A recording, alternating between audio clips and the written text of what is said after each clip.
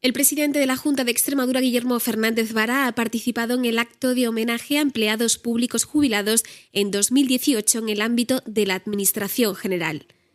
Allí ha destacado la vocación de servicio a los demás de los funcionarios de la Administración Pública y ha indicado que a lo largo de estos años han sido los funcionarios los que han construido la Junta de Extremadura.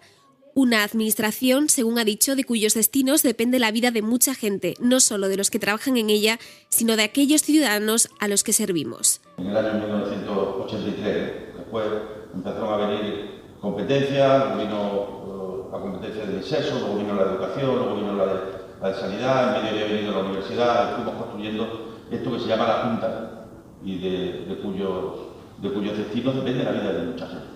No solo de quienes trabajan en ella, sino de aquellos a los que servimos.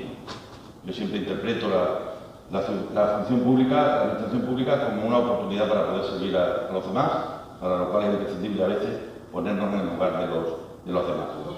El acto ha tenido lugar en el Centro Cultural Alcazaba de la capital autonómica.